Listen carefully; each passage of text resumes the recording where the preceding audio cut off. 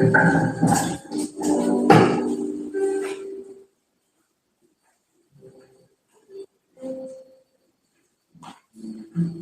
kita berdoa.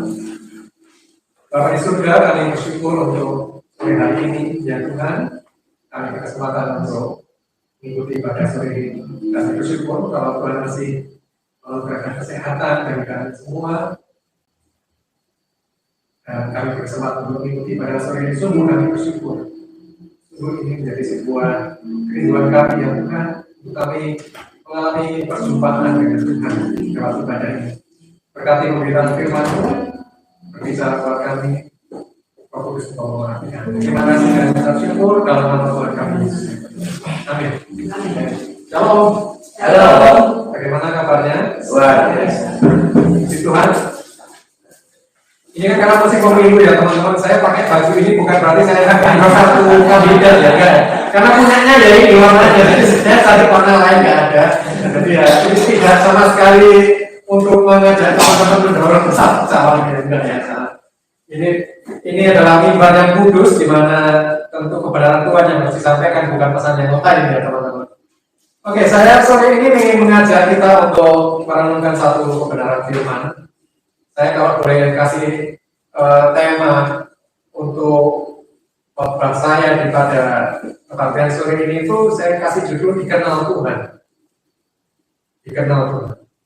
Mungkin kita akan bertanya ya, kita mempertanyakan judul khotbahnya. Pak, maksud Pak, judul khotbahnya kok dikenal Tuhan? Mungkin teman-teman mempertanyakan judul khotbah yang akan saya sampaikan pada sore hari ini. Karena mungkin kita merasa gini, loh saya loh Pak sudah Kristen Pak. Saya sudah Kristen, kurang apa lagi? Sudah dibaptis, ya, sudah melayani persembahan yang rutin, gitu ya. Masa saya nggak dikenali Tuhan, Pak? Atau mungkin beberapa teman-teman yang hari ini masih sekolah di STT, adik saya itu sekolah STT, saya selalu kalau bully dia itu saya ngomongin sekolah tukang talam, bukan sekolah tinggi teologi, sekolah tukang talam. Mungkin sudah sekolah STT gitu teologi, merasa mengerti Tuhan, paham tentang Tuhan, warna-warna favoritnya Tuhan kita juga udah tahu gitu. Dan kita merasa Pak kita nggak dikenali Tuhan Pak. Sudah Kristen, nggak mungkin lah gitu ya. Mungkin ada orang-orang yang mungkin juga sudah merasa bahwa kalau di gereja-gereja besar gitu ya teman-teman, ada yang pengusaha-pengusaha gitu ya, yang merasa kenal pendetanya gitu ya. Merasa kenal pendetanya itu sudah merasa sebuah privilege, sebuah keistimewaan. Saya Pak kenal Pak A, P, B, Pak C yang mungkin sering muncul di YouTube itu saya kenal Pak. Tapi apakah itu menjadi jaminan bahwa kita dikenal Tuhan? Ya, saya sangat bersyukur dengan kesaksiannya Pak Rizky, Pak Gem sore hari ini mengingatkan kita semua, saudara. Bahkan saya akan menemukan bahwa orang-orang yang merasa kenal Tuhan karena sudah kenal pendeta hebat sekalipun, pendeta yang mungkin followernya di YouTube itu mungkin sudah ratusan ribu, itu tidak menjadi jaminan untuk kita dikenal Tuhan, saudara. Amin. Kita sudah nyumbang gereja, bahkan mungkin 70% data kita berikan untuk gereja sekalipun, itu juga tidak menjadi sebuah alasan atau mungkin bentuk verifikasi Tuhan bahwa kita akan dikenal Tuhan karena kita sudah mempersembahkan seluruh harta kita kepada Tuhan. Enggak, saudara.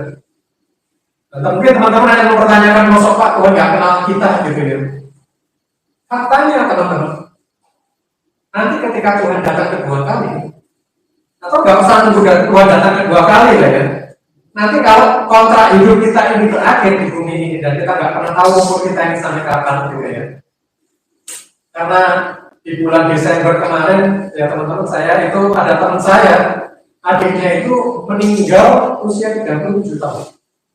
37 tahun dalam keadaan pagi itu teman saya melihat dia itu masih sehat walafiat. Meninggalkan dua anak yang masih berumur 7 tahun dan 5 tahun dan 3 tahun. Teman saya ini yang mentor dia masuk ke rumah sakit, ya. Dia melihat di ICU bagaimana saudara adik iparnya itu dibantu pernafasan buatan, umur 37 tahun. Dan ternyata kontrak hidupnya selesai hari itu. Dan teman saya itu menceritakan kepada saya, dia manggil saya, Pak, Lalu saya melihat ini orang yang secara materi mampu lah teman-teman ya, teman saya dari keluarga yang mampu. Mereka pun dia adik iparnya itu dimasukkan ke rumah sakit terbaik di Surabaya sana. Tapi dia melihat ketika adik iparnya itu ada di ICU, ketika melihat adik iparnya itu di ruang IGD itu diberi nafas buatan, dia bilang gini, "Bang, rasanya kuat punya duit segudang pun gak akan bisa menolong." Gitu. Ketika orang sedang menghadapi masa hidup dan mati. Pesan itu membuat saya juga selalu teringat. Faktanya bagaimana, saudara? Faktanya apakah kita yang sudah dibaptis, sudah jadi anggota gereja, sudah melayani, apakah itu menjadi jaminan buat kita bahwa apakah itu akan menjadi sebuah jaminan bagi kita bahwa kita akan dikenali Tuhan, teman-teman? Apakah kita akan dikenali Tuhan? Saya mengajak kita membuka dalam kitab Matius pasal yang 7 ayat 21 sampai 23, ayat yang mungkin sudah sering kali kita baca, teman-teman. Matius pasal 7 ayat 21 sampai dengan 23.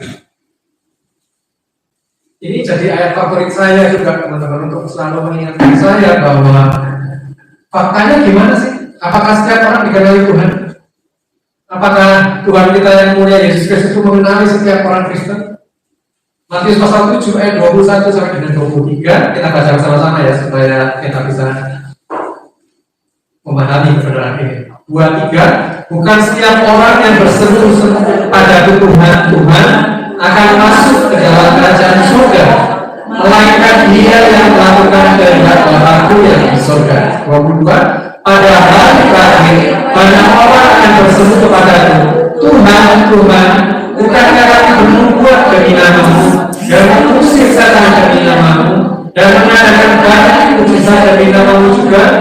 Pada waktu itulah aku berterus terang kepada mereka dan berkata, aku tidak pernah mengenal kamu, menyambut daripadaku kamu sekalian pembuat kejahatan. Bagaimana faktanya, teman-teman?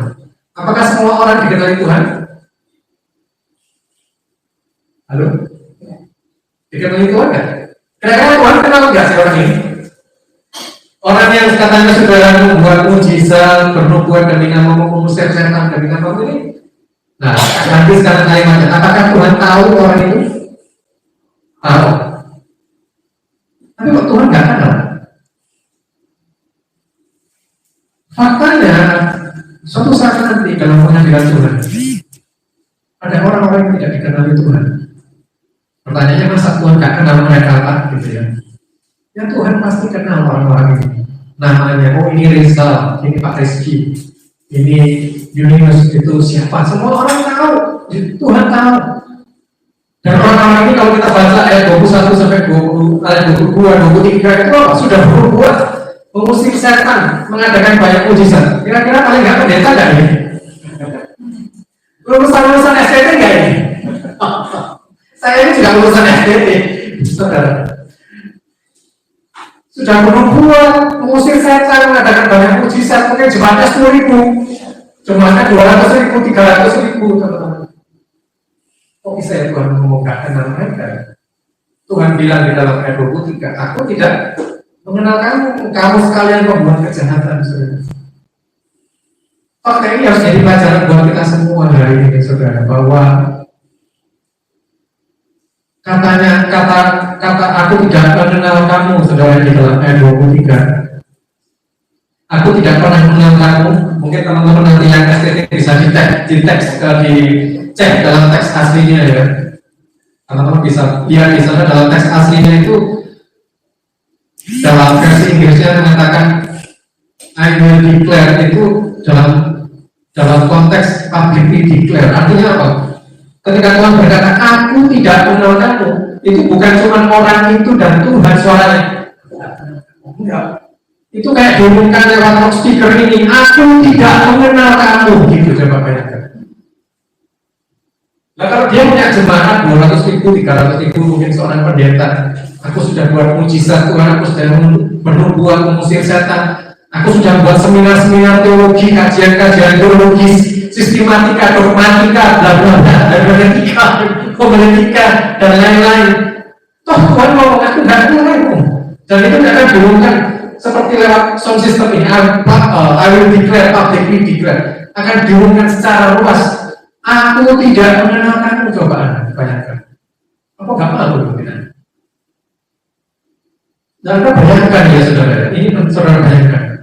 Anda bayangkan orang yang sudah bernubuat, mengusir setan, mengadakan banyak mujizat pun Tuhan gak kenal mereka. Apalagi kamu, saudara dan saya, bernubuat gak pernah. Mengusir setan ya gak pernah, ya kan? Mengadakan mujizat ya gak susah gitu. Kita gimana nih kira-kira? Coba Anda bayangkan gitu. Sekolah SDT yang enggak, itu mungkin coba kita kasih kita gimana ini nanti di dalam pengadilan Tuhan. Apa nggak mengerikan saudara? Kebenaran ini mengajarkan kepada saya saudara bahwa ini akan saya tangkap dari kebenaran firman. Tahu nggak saudara? Untuk dikenali Tuhan itu butuh perjuangan. Halo? Untuk dikenali Tuhan itu butuh perjuangan, saudara. Pertanyaannya, apakah Tuhan tidak pernah bicara dengan orang-orang dalam Matius 7, 21, 23 itu yang katanya sudah melakukan banyak hal dalam hidup mereka untuk Tuhan? Saya pastikan Tuhan pasti sudah bicara dengan orang-orang itu ketika mereka masih hidup. Atau ketika Tuhan belum datang, Tuhan pasti sudah bicara, saudara. Tapi masalahnya adalah orang-orang yang tidak pernah mendengarkan. Kalau saudara membaca dalam Lukas pasal 13 ayat 23, ada yang bisa bantu. Kita bisa lihat ya bersama-sama Lukas pasal 13 ayat 23. Kita baca sama-sama ya, Lukas 13 ayat 23 sampai 24. Kita baca bersama-sama 2, 3. Dan ada seorang yang berkata kepadanya, Tuhan, sedikit saja orang yang diselamatkan. Jawab Yesus kepada orang-orang di situ, apa? Berjuanglah untuk masuk melalui pintu yang sesat itu. Sebab aku berkata kepadanya, banyak orang akan berusaha untuk masuk, tapi tidak akan dapat. Sudah bayangkan. Selama ini yang ada di pikiran kita kan gini. Jadi Kristen itu kan gampang masuk surga itu. Jaminannya paling gampang masuk Kristen.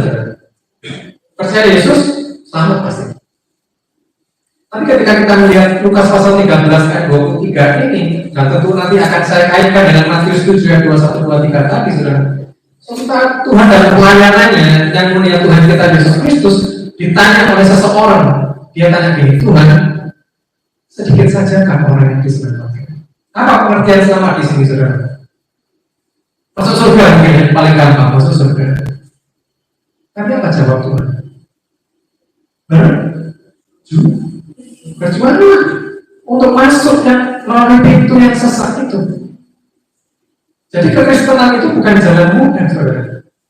Kekristenan itu bukan jalan tol menuju surga. No. Karena Tuhan mengajarkan kepada kita bahwa kalau kamu mau selamat, berjuanglah. Untuk dikenali Tuhan juga perlu berjuang, saudara. Kenapa hal ini itu ayat ini sangat menggetarkan hati saya, saudara. Saya ini juga berkhotbah di gereja, saudara. Di beberapa gereja saya berkhotbah. Saya itu ngeri loh, saudara, sekarang itu. Ayat-ayat ini mengingatkan kepada saya, saudara. Mungkin benar, Tuhan itu suatu saat akan menolak banyak orang masuk surga, saudara, meskipun sudah Kristen dan gereja. Anda bayangkan hal ini ya. Saya diceritain teman saya, adik saya, di gerejanya itu bisa loh datang ibadah, ya. Itu sambil nyenek, saya minum kopi sambil nyenek bisa di dalam gereja. Katanya supaya kontekstual Pak Rizky, supaya seiring dengan perkembangan zaman. Itu bisa jemaat nyenek di tengah ibadah. Saudara pernah ketemu Pak RT? Coba ngurus KTP lah, kita ngurus ke Pak RT. Masa kita biasa sama Pak RT sambil kita kecapan makan, nggak mungkin ya saudara. Kalau kita sama Pak RT aja nggak mungkin kita tidak menghormati seorang ketua RT. Ini ketemu Tuhan, saudara. Ketemu Tuhan itu bisa senek-senek di dalam ibadah. Dan saya sudah menemukan orang-orang kalau masuk gereja, handphone ini smartphone, saudara. Smartphone itu telepon pintar gitu. Tapi ada banyak orang akhirnya menjadikan smartphone ini menjadi Tuhan di gereja, saudara. Kenapa? Di gereja saudara main handphone. Saudara di gereja itu lihat IG, balas WA, gitu ya. Ada banyak kan? Kalau saudara ketemu Tuhan seperti itu, takut nggak saudara? Coba ada jawab. Saya tuh kali, meskipun gereja ramai sekali apapun, saya melihat gereja jemaatnya mungkin 1 kali ibadah, hari Minggu 7 kali, 8 kali ibadah dengan rata-rata mungkin 5.000 orang misalnya. Tapi kalau kebanyakan orang terus handphone di gereja, cekiki di gereja gitu, Anda bayangkan orang-orang seperti ini dikarenakan itu nggak gereja nanti. Meskipun setiap minggu ke gereja, setiap minggu mungkin datang ibadah, ngasih persembahannya juga mungkin banyak, gitu. Mungkin juga ikut terlibat dalam pelayanan. Tapi kita nggak punya sikap hormat kepada Tuhan juga. Makanya jangan heran bahwa suatu saat nanti akan ada orang-orang yang akan apa? Merangkapi hidup biasa. Dan itu mengerikan. Dan hari ini lebih mengerikan. Handphone menjadi berhala di gereja hari ini. Kita mungkin tertarik ya kalau karena kita nggak bawa Alkitab hard copy hari ini, karena cuma bawa handphone yang ada Alkitabnya, ya kan. Ketika kita di dalam gereja, kita juga tergoda, namanya buka Alkitab, akhirnya buka yang lain, mungkin Facebook, mungkin IG. Kita nggak menghormati Tuhan. Mungkin banyak orang berpikir hari ini biasa apa? Handphone di gereja tidak apa-apa. Ya tidak apa-apa, nanti kita buktikan, oke? Dalam pengadilan Tuhan, nanti kita buktikan apakah saudara dikenali Tuhan atau enggak. Resiko ditanggung masing-masing sendiri, kok nggak apa-apa. Tapi dari mimbar ini saya mau mengingatkan kita semua, ya kita serius sama Tuhan seperti Pak Reski dan Tuhan. Saya punya kerinduan yang besar untuk berjumpa dengan Tuhan. Ngalami Tuhan dalam hidup ini, saudara. Tantangannya semakin besar loh hari ini itu. Tantangan kita semakin besar hari ini. Dan banyak orang itu betul-betul tidak dikenali Tuhan, saudara. Saudara, saya melihat sebuah fenomena yang mengerikan sih ketika melihat gereja. Saya ini melayani di beberapa gereja, saudara. Ada gereja-gereja dulu yang sebelum pandemi, rumah malamnya itu penuh. Mungkin yang tadi gereja 2.000 orang, kapasitas gereja 3.500, 2.000, 1.500 gitu, saudara. Hari ini kebaktian doa malamnya yang dulu setiap minggu sekali, saudara, itu bisa jadi sebulan sekali, saudara. Karena ketika dibuat setiap minggu, itu yang datang cuma 100 orang, saudara. 75 orang. Kemana orang-orang ini? Pandemi itu betul-betul menggetarkan, saudara. Perkembangan gereja hari ini itu luar biasa. Banyak orang nggak ke gereja. Maksudnya tidak lagi seperti Pak Rizky. Pak Rizky ini kan alumni doa malamnya Kamis dong, Betania. Saya juga Pak. Hiburan saya waktu kuliah itu karena nggak ada handphone ya. Handphone kan nggak ada waktu saya kuliah tahun 94, 95, 96, 97. Nah, teman-teman saya itu di kampus banyak anak-anak daerah dari luar kota, dari Palu, dari Papua, dari Ambon, gitu kan, dari Bali. Nah itu kan karena mall juga mungkin cuma di Surabaya, itu dengan rasa lagi mahasiswa kan banyak duit. Nah, hiburan kali itu adalah Kamis malam berdoa malam di kami. Itu menyenangkan ya, kalau bisa nyanyi, bisa joget-joget katanya kan sih, bisa doa, nanti pulang makan gorengan. Itu sesuatu yang indah bagi mahasiswa. Pulang gorengan tapi menyenangkan. Nah hari ini tuh banyak orang nggak suka doa malam, saudara. Nah, apalagi doa pagi jam 5 berdoa lain kali aja, lain waktu aja. Ayo, seperti Pak Gem tadi ngomong kita, ayo kita punya kerinduan untuk jumpa dengan Tuhan. Lewat ibadah, lewat kebenaran firman. Untuk teman-teman yang STT, coba belajar di luar waktu-waktu jammu itu loh. Saya meskipun sudah selesai master teologi saya, saudara, sampai hari ini saya itu masih mengikuti kelas-kelas eksposisi, saudara. Seminggu itu paling tidak saya meluangkan waktu 4 jam untuk ikut kelas eksposisi. Saya sepanjang pandemi saya sudah menyelesaikan Matius sampai Wahyu, teman-teman, di dalam kelas-kelas eksposisi. Dan saya ikuti. Saya harus punya kerinduan untuk berjumpa dengan Tuhan. Saya harus punya kerinduan untuk apa? Menjumpai firman-Nya. Kita kalau nggak sungguh-sungguh sama Tuhan, saudara, dilepas sama Tuhan satu hari. Sorry, aku nggak benar. Mengerikan, saudara. Mengerikan sekali. Saya menjumpai orang-orang yang di akhir hidupnya itu tergapai-gapai, saudara, karena gelap. Saya beberapa kali, mesti kalau pas diundang orang udah setengah koma mau meninggal itu, mesti saya sudah ngomong jangan undang saya, gitu. Karena mesti berangkat, saudara. Jadi kalau mau undang cari-cari pembuat mukjizat, jangan pembawa kematian. Saya mau mengingatkan kita semuanya cari Tuhan, serius sama Tuhan di tahun 2024 ini, dan kita lebih serius cari Tuhan, saudara. Punya waktu-waktu teduh dengan Tuhan. Waktu-waktu teduh di mana saudara berjumpa dengan Tuhan secara pribadi. Waktu-waktu doa dengan Tuhan. Waktu-waktu doa itu akan membuat saudara dekat dengan Tuhan. Saudara akan perjumpaan dengan Tuhan. Bukan ketika di mimbar, saudara. Karena saya melihat gereja ini mengerikan, saudara. Orang itu meskipun sudah di gereja melayani, ada loh yang masih punya ambisi di gereja.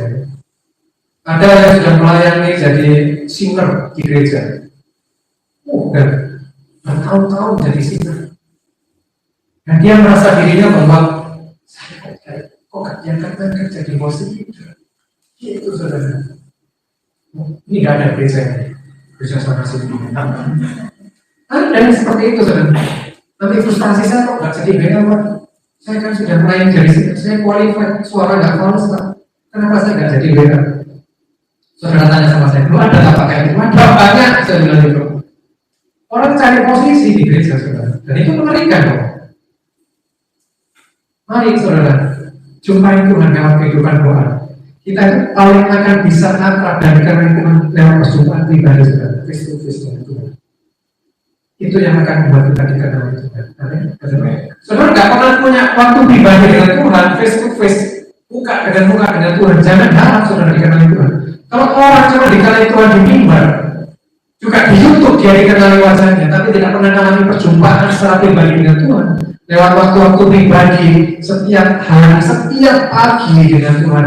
Ya, saya mendorong teman-teman untuk berjumpai Tuhan di waktu pagi, karena saya ikuti jejaknya Tuhan Yesus kan, selalu pagi-pagi benar. Yesus itu selalu menuangkan waktu untuk apa? Berdoa kepada Bapa di surga.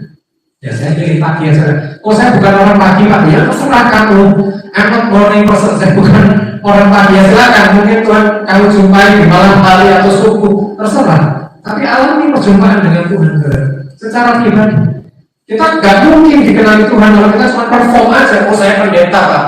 Saya gembala, saya worship leader, saya pemain musik terkenal, Pak. Nggak cukup, saudara. Saudara mesti punya waktu face to face dengan Tuhan setiap hari, dan itu akan dikenali Tuhan.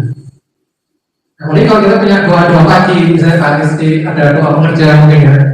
Tadi aku pasti satu jam berapa? Jam 6 sore. Oh enggak, nanti kalau kamu misalnya, ya saya nggak doakan umur kalian pendek ya, saya doakan umur kalian panjang lah. Nanti kalau umur pendek ya ini saya kasih kita penghiburan. Nanti kalau saudara misalnya dipanggil Tuhan ya, kita semua dipanggil Tuhan gitu nanti. Ya kita kan nggak tahu dipanggil Tuhan kapan kan. Kita semua nanti. Kita masuk ruang tunggu di atas. Oh ini yang biasa kalau kerja satu ya. Hukum ini ya kepada Pak Is. Itu saudara. Nah, saudara nggak pernah catatan doa pekerjaan, doa pribadi nggak pernah. Nanti masuk ruang tunggu, sopo sehari itu nanti malaikat saudara. Saudara kalau di Mas UG ini ada yang namanya ruang triase. Udah pernah memperhatikan UG? Namanya ruang triase. Tahu nggak ruang triase itu apa? Jadi kalau saudara masuk UGD itu nanti akan masuk ruang triase. Apa itu ruang triase? Ruang triase itu adalah ruang di mana ada seorang dokter yang akan melihat saudara. Oh, batuk biasa, tunggu gitu.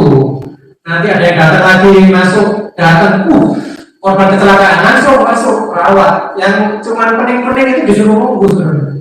Dia pisahkan orang mana ini harus segera operasi, ini harus diperiksa dokter. Ini harus diambil darahnya dan sebagainya. Itu saudara nanti kalau masuk sudah mengakhiri kontrak kita hidup selesai di bumi ini ada masuk ruang triase. Malaikat bingung ya. Siapa sih orang ini gitu loh? Kalau saudara nggak punya jejak digital, ini kita tahu jejak digital. Kita itu harus meninggalkan jejak loh di bumi ini. Karena apa jejak itu nanti akan ditemui Tuhan ketika kita akan masuk dalam kekekalan saudara. Kalau sudah ketawa-ketawa ini mosok sih Pak, nanti kita buktikan kan gitu aja, gampang kok. Nanti kita buktikan. Saudara, saya ini pengguna Google Maps. Ada yang menggunakan Google Maps? Sering menggunakan Google Maps. Kalau kita pergi kemana-mana, mungkin ke kota tertentu yang kita baru, lalu kerjaan saya itu kadang-kadang saya harus keluar kota sebenarnya, mengunjungi kota yang belum pernah saya datang. Misalnya tahun lalu saya mengunjungi Batam sebenarnya, mengunjungi kota Batam, nggak pernah ke Batam. Tahun lalu saya 4 kali ke kota Batam. Jadi kalau pas saya pergi kota Batam itu saya apa sebenarnya? Ya pakai Google Maps. Saya mau ke sana, ke sini itu saya pakai Google Maps. Nah, ternyata saudara Google Maps itu setiap bulan kasih info ke saya.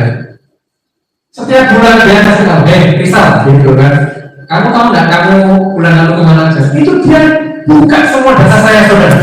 Kamu bulan Desember 2023 kamu mengunjungi kota Batam, kamu ke mall di Batam, kamu ke airport di Batam, kamu ke kantor A, kantor B, kamu makan di mana? Itu ada saudara. Dan sepanjang tahun 2023 dia ngasih informasi, kamu dari negara mana aja, kalau misalnya kita ini suka keluar negeri, kamu makan di mana aja, kamu pergi kemana aja, kamu naik mobil berapa lama, berapa kilometer kamu ada, sepanjang tahun ini, sepanjang kamu pakai Google Maps ini, kamu udah mengelilingi bumi berapa kali, udah sudah keluar semua catatan. Tahu nggak hal yang sama juga Tuhan lakukan, saudara? Ketika saudara nanti masuk dalam kekekalan, saudara meninggalkan jejak. Jejakmu gimana di bumi ini? Tadi Julius juga kasih kesaksian itu kan juga mengingatkan saya. Kita juga harus memperhitungkan apa yang mau kita lihat, kita pertaruhkan saudara. Kalau kita lihat IG, ya boleh ke sosial media silakan. Kita kadang-kadang juga nggak perlu melihat sesuatu yang nggak perlu kita lihat. Halo, kita nggak perlu mendengarkan sesuatu yang nggak perlu kita dengarkan. Kita nggak perlu melihat TV, film yang nggak patut kita lihat, nggak usah lihat. Dan jangan terdorong untuk melihat, nggak perlu. Karena apa? Itu meninggalkan jejakmu. Oh kamu tahu kok, kamu nanti tanggal 2 Desember 2023 sejak pukul 17.00 sampai kamu 17.50 kamu lihat ini gitu. Ya Tuhan tahu lah saudara. Pertanyaannya kita mau meninggalkan jejak apa kepada Tuhan hari ini? Ayo kita serius sama Tuhan saudara. Ketika saya mempersiapkan khotbah ini saudara, Google Maps itu muncul di benak saya. Tuhan itu langsung itu ya mengingatkan saya. Oh ya kamu juga punya Tuhan. Cuma kan nggak pakai karya Tuhan. Tuhan pakai God's Map. Aku tahu jejakmu gimana. Ada banyak orang merasa GR karena sudah Kristen melayani kasih duit untuk pekerjaan Tuhan. Mungkin sudah melayani karena sudah meninggalkan hidupnya untuk Tuhan. Tapi hidupnya masih mengerikan saudara. Ayo, mari kita sungguh-sungguh di tahun 2024 ini kita buat jejak Tuhan. Kita buat road map. Kita buat peta hidup kita di kedalam Tuhan. Supaya apa? Ketika nanti suatu saat masuk dalam kerajaan surga kita, masuk surga kita maksudnya, pemerintah bersama Yesus. Mari kita bangun setiap hari. Kita harus membangun ketaatan itu setiap waktu, setiap detik. Banyak orang itu merasa, apalagi orang-orang STT ya. Ini kan dosanya orang-orang STT saudara. Ada banyak orang STT nanti tidak masuk surga saudara, saya kasih tahu. Kenapa? Karena sudah mengenal perasaan mengenal Tuhan lewat apa? Sistematika teologi. Haleluya. Bukan ngerti Tuhan itu, konsep Allah, perjanjian lama, dibedah secara gramatikal, secara sastra Ibrani, bla bla bla. Udah ngerti sistematika, gramatikanya udah tahu. Wah ini gak sesuai, gak cocok bahasa aslinya. Itu gak meter bro. Tuhan gak lihat itu bro. Tuhan lihat hidup kita. Hidup ini jadi berkat bagi orang lain. Karena panggilan Tuhan dalam hidup kita. Saya percaya kalian semua punya panggilan masing-masing. Pribadi di atas pribadi. Dan panggilan Tuhan itu unik buat kita. Tahu nggak di dalam hidup itu ada orang-orang yang mesti yang ditaruh Tuhan dalam hidup itu ada orang-orang yang Tuhan taruh. Supaya apa? Supaya lewat hidup itu kamu bisa menyentuh hidupnya.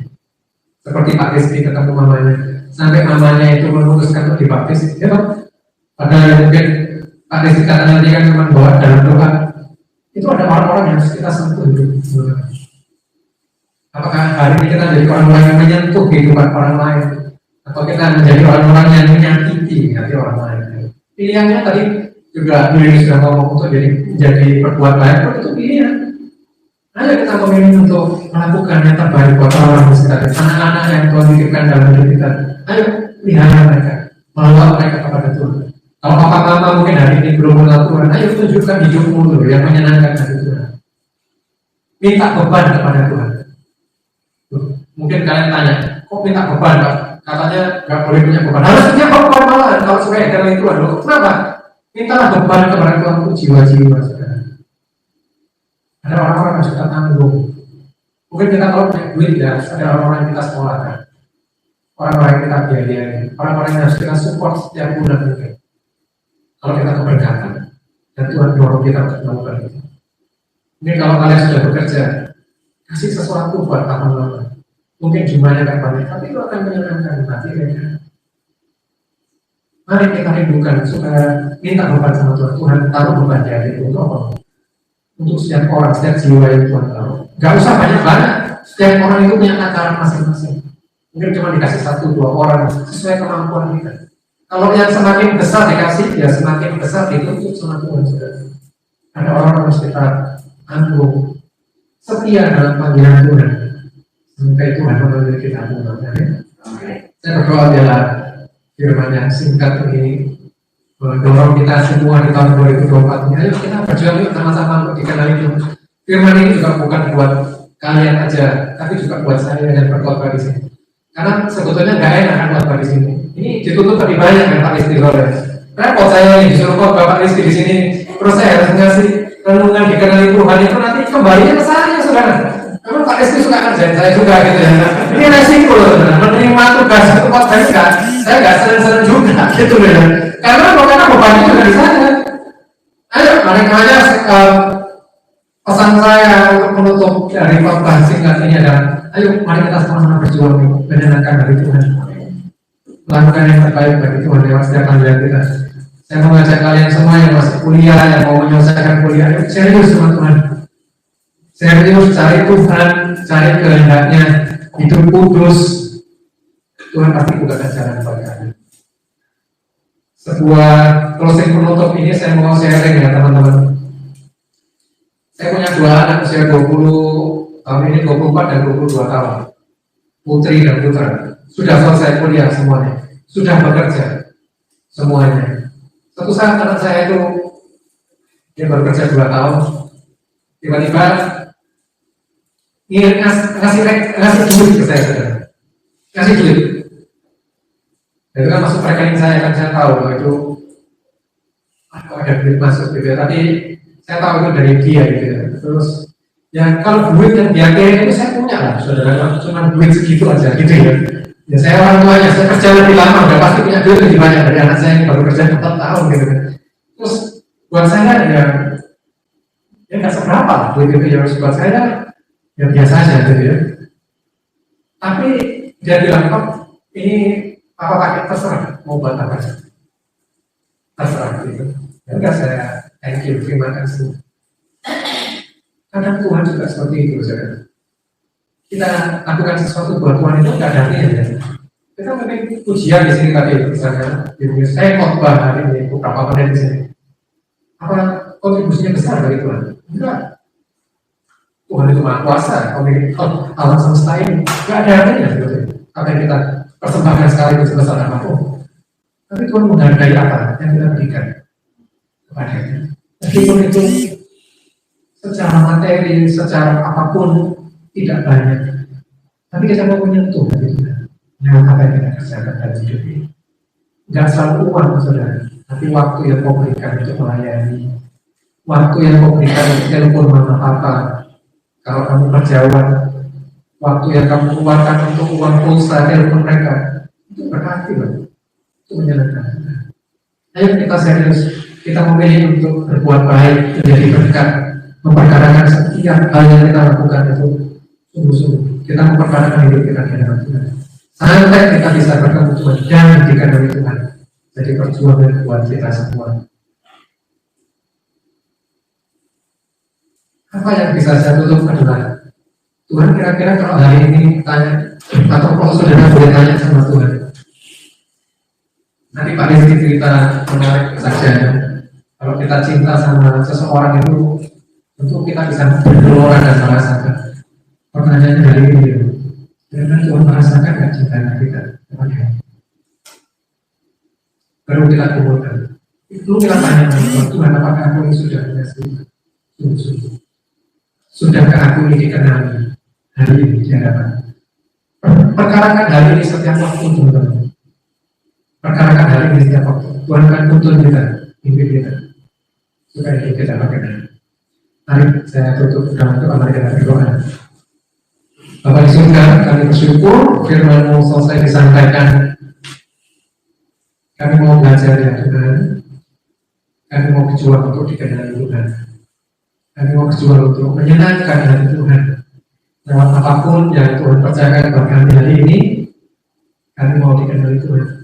Sampai ketika kami nanti suatu kali kelak kami pulang ke rumah Bapa di surga, kami menjadi pribadi-pribadi yang dikenali Tuhan. Bukan pribadi-pribadi yang tidak dikenali Tuhan.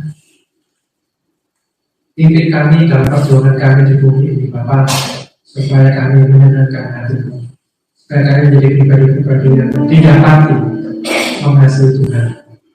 Kami bersyukur untuk firman-Mu. Berkarya terus dengan tengah kehidupan kami, Bapa. Bawa kami dari satu kemuliaan kepada kemuliaan. Terima kasih. Dalam nama Tuhan kami Yesus. Amin.